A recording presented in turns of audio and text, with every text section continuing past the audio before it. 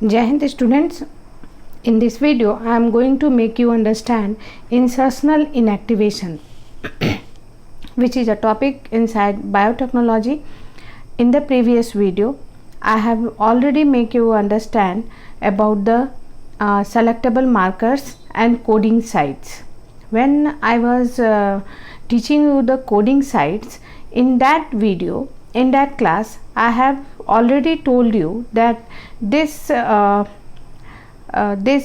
selectable markers, when we use the property of resistivity of a plasmid as a selectable marker, then it become a cumbersome process, means very lengthy process, because we have to prepare 1, 2, 3 a nutrient medium to eliminate or to discard the wanted bacteria and to select the transformed bacteria by the recombinant plasmid. We have to perform various steps of preparation of nutrition media, जिसमें आपको infections और होने की ज़रूरत है, unwanted bacteria के growth होने का चांसेस बढ़ जाता है, और जो स्टेरलाइज्ड है, स्टेरलाइज्ड कंडीशन को रखना भी पॉसिबल नहीं होता. Then after that process scientist started to search out such a medium, such a plasmid और such a selectable marker जो एक ही बार में हम लोगों को बहुत step by step nutrition media का फॉर्म करने की ज़रूरत ना पड़े. एक ही बार में उस प्लाज्मिड में अगर चेंज आए तो we can select easily. So after that, after in search of when this type of demands increases, और इस तरह की प्लानिंग होने लगी माइंड में कि हम लोगों को क्यों ना ऐसा प्लाज्मिड मिले जो कि एक ही बार में रिकम्बिनेंट प्लाज्मिड को हम लोग ढूंढ पाएँ.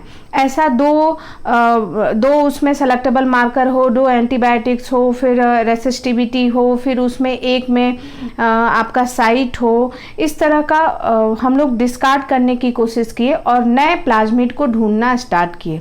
We already discussed that plasmid are also now prepared in laboratory. Plasmid को अब लेबोरेटरी में भी आर्टिफिशियली प्रिपेयर करवाया जाता है. जब हम लोग कैपेबल हो गए कि we can now prepare the plasmid vector in laboratory, तो हमारा अचानक ध्यान गया बैक्टीरिया के उस प्रॉपर्टी पे, लैक ऑपरेंट पे. लैक ऑपरेंट को आप याद कीजिए, उसमें बैक्टीरिया का जो एक जीन का सेगमेंट है वो एंजाइम बनाता है बीटा गैलेक्टोसाइडेज, जो कि लैक्टोज को ब्रेक करता है ग्लूकोज में एंड गैलेक्टोज में. So that lactose, that beta galactosidase का जो जीन है, अगर हम उसको डिस्टर्ब कर देते हैं तो ऑफ कोर्स वो जीन बीटा गैलेक्टोसाइडेज को प्रिपेयर नहीं कर पाएगा. उस प्रकार के जीन को हम लोग एक आर्टिफिशियल प्लाज्मिड में डालें और आर्टिफिशियल प्लाज्मिड प्रिपेयर किए. That was PUC plasmid and it was prepared in university of California. इसमें भी बहुत सारे टाइप्स हैं, PUC 19, PUC 8, जैसा जैसा इनका जिस सीरीज में इनका मैन्युफैक्चरिंग हुआ उस सीरीज में इनका नोमेनक्लेचर भी हुआ. तो PUC प्लाज्मिड जो है उसमें हम लोगों ने इस कंसेप्ट को यूज किया कि the portion of the gene that form beta galactosidase is inserted in this artificial plasmid. उस जीन को हमने इसमें इंसर्ट किया and then we planned to insert that plasmid, that foreign DNA into that portion of the plasmid. जैसे हमने बनाया artificial ये PUC, जिसमें अपना ऑरिजिन ऑफ रेप्लिकेशन होगा और जो भी इसको एज अ वेक्टर बनने के लिए जो भी रिक्वायरमेंट होंगे जीन सेगमेंट का, वो ऐड किया गया. ORI तो होना ही है. उसके बाद बीटा गैलेक्टोसाइडेज का सेगमेंट ऐड किया गया. अब इस सेगमेंट में हम फॉरेन DNA को ऐड कर दें, यहाँ पे हमारा फॉरेन DNA आ जाए, तो ऑफ कोर्स ये बीटा गैलेक्टोसाइडेज का जीन जो है वो डिस्टर्ब हो जाएगा और बीटा गैलेक्टोसाइडेज या गैलेक्टोसाइडेज का फॉर्मेशन करना बंद कर देगा. ये तो कंसेप्ट हमें आ गया, लेकिन इस कंसेप्ट को सिलेक्शन प्रोसेस में डालने के लिए कि आखिर जब कोई प्लाज्मिड बीटा ग्लैक्टोसाइडेज नहीं बनाएगा तो कैसा होगा, न्यूट्रिएंट मीडियम में कैसा चेंज आएंगे, कैसे हम लोग उसको पकड़ पाएंगे। इसके लिए कुछ क्रोमोजेनिक सब्सटेंस का यूज हुआ। और हम लोग ये भी जानते हैं कि कोई भी बैक्टीरिया ग्लैक्टोसाइडेज तब बनाता है अगर उसको लैक्टोज दिया जाए तब, न्यूट्रिएंट मीडियम में ग्लूकोज ना हो, and presence of lactose only induces the formation of beta galactosidase. So हम लोगों ने क्या किया, लैक्टोज के का एक साइनोनिम्स लैक्टोज की तरह ही एक artificial chemical substance that is called as IPTG, isopropyl thiogalactoside, isopropyl थियोग्लैक्टोसाइड।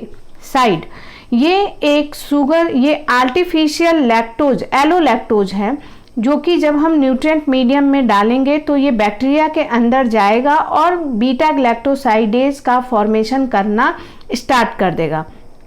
It will act as just like lactose, so it is called as allolactose. Not it is real inducer, it is क्या कहेंगे, it is just equal to this lactose, natural lactose, जो कि beta galactosidase को form करने के लिए bacteria को insist कर देगा। That the chemical is IPTG, isopropyl थियोग्लैक्टोसाइड।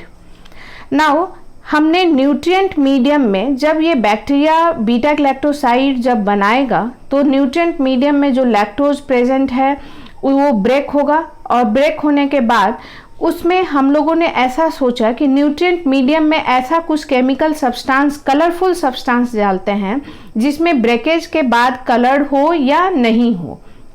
तो हमने एक chromogenic substance, chromogenic means coloured creating substance X gel का यूज किया। That this both artificial chemical substances are used in this process. This process is especially known as insertional inactivation because in this process the gene of the beta galactosidase or galactosidase is inactivated by insertion of the DNA, foreign DNA.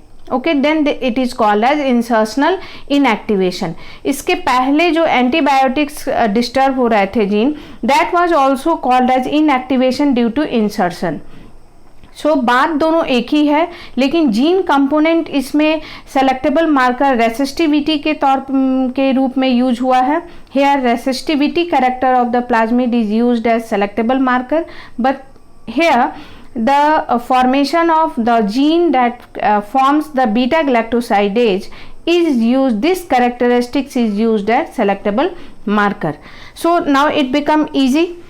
What we select, what happens when IPTG is a allolactose acts as inducer, it is non-metabolizable allolactose analog. Analog means just like lactose, and it is not non-metabolized means इसका metabolization नहीं होता है, ये break नहीं करता है, but it will insist the bacteria, it will provoke the bacteria or that bacterial gene to form the galactosidase enzyme, means it is inducer. Artificial inducer कह सकते हैं, mock inducer. X gal acts as substrate. X gal जो है वो substrate की तौर पे use करेगा. Like it here the beta galactosidase will act on X gal, means it is sensitive to X gal. और जैसे ही बीटा ग्लैक्टोसाइडेज इसको मिलता है या ये मिलता है इसको, तो इसमें चेंजेज आते हैं. कैसे चेंजेज आते हैं? IPTG induces the production of beta galactosidase which led to the breakage of X gel producing a blue color colony on agar plate. हम लोग बैक्टीरिया को ग्रो कहाँ करा रहे हैं? अगर plate, because it is the nutrient medium. अगर वो बैक्टीरिया जो है बीटा ग्लैक्टोसाइडेज प्रोड्यूस करेगा और उस मीडियम में हम लोग एक्स जेल जो है, जो एक क्रोमोजेनिक सब्सटेंस है, उसको डाले रहेंगे.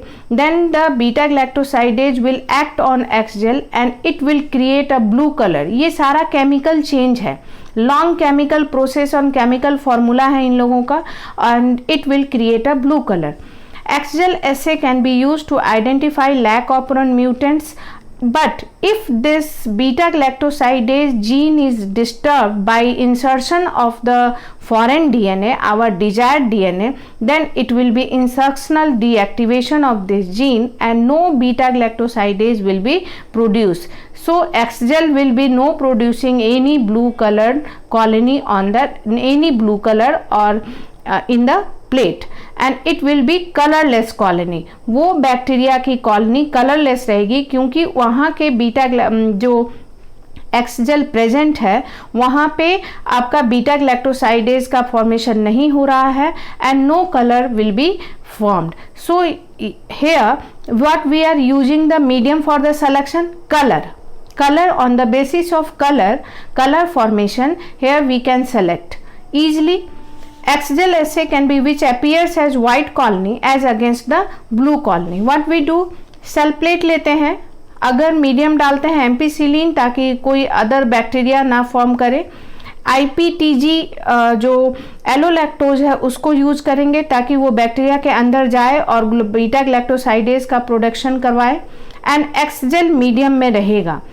अब वो बैक्टीरिया जिसके प्लाज्मिड में बीटा ग्लैक्टोसाइडेज का जीन ठीक ठाक है, कोई डिस्टर्बेंस उसमें नहीं हुआ है, तो क्या हमें वो चाहिए? वो लेकिन हमें नहीं चाहिए. हमें तो डिस्टर्ब वाला बैक्टीरिया चाहिए जिसमें हमारा फॉरेन DNA इंसर्ट हुआ है. So in this case non recombinant and recombinants bacteria रहेंगे. सो नॉन रिकम्बिनेंट्स जो बैक्टीरिया है इसमें बीटा ग्लैक्टोसाइडेज जीन जो है वो बिल्कुल सही सलामत रहेगा और ग्लैक्टोसाइडेज बनाएगा. Then it will act on X gal and blue colour colony will be formed. So we can easily differentiate in the plate nutrition medium that here being blue colored is being formed. So here the bacteria is not transformed by any plasmid. Now if the bacteria is transformed by the recombinant plasmid, means the plasmid has our foreign DNA, then here beta galactosidase gene will be disturbed and there will be no formation of galactosidase and there will be no effect on XGel and so colorless colony of that bacteria will be formed. So एक ही plate में एक ही बार में हम लोग ये select कर लेंगे कि कौन सा रिकम्बिनेंट बैक्टीरिया है और कौन सा रिकम्बिनेंट बैक्टीरिया नहीं है. यहाँ ध्यान देंगे ये रिकम्बिनेंट बनाने से पहले वो सारे काम को हम लोग किए रहेंगे, डैट फॉरेन DNA का कटिंग, प्लाज्मिड की कटिंग, ट्रांसफॉर्मेशन कराना. उसके बाद का ये लास्ट का ऐसा स्टेज रहेगा जो कि पिछली बार हम लोग पढ़े थे रेसिस्टिविटी के केस में, that we have to perform several nutrition plating and several eliminating process, जिसमें हो सकता है कि स्टेरिलाइजेशन का प्रोसेस थोड़ा डिस्टर्ब हो जाए और दूसरे बैक्टीरिया का ग्रोथ हो जाए, कंटामिनेशन हो जाए न्यूट्रिएंट मीडिया में, जो कि एक कंबर्सन प्रोसेस था.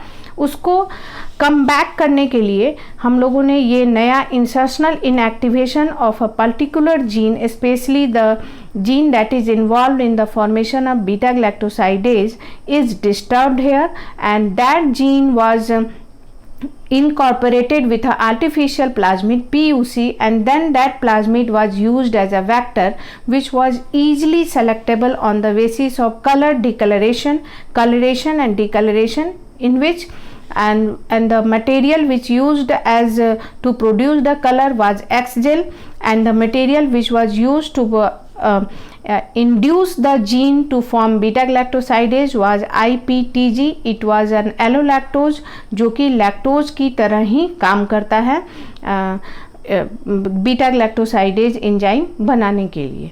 सो this is all about your insertional inactivation. In the next topic we will read about vectors for cloning genes in plants and animal. यहाँ पे आप देख रहे होंगे कि जो भी प्लाज्मिड्स बन रहे हैं उसका ट्रांसफॉर्मेशन हम लोग बैक्टीरिया में करवा रहे हैं। That is a prokaryotic organism. Means gene जो है हमारा डिजायर्ड डीएनए कहाँ ग्रो कर रहा है, प्रोकैरियोटिक में। लेकिन अगर हम चाहते हैं कि हमारा डिजायर्ड जो डीएनए है, डिजायर्ड कैरेक्टर जो है वो प्लांट्स एंड एनिमल्स जो कि यूकैरियोट्स हैं उनमें ग्रो करे, तो कैसा वेक्टर यूज करेंगे ये हम लोग नेक्स्ट वीडियो में देखेंगे। सो this is all about your insertional inactivation. Okay, thank you.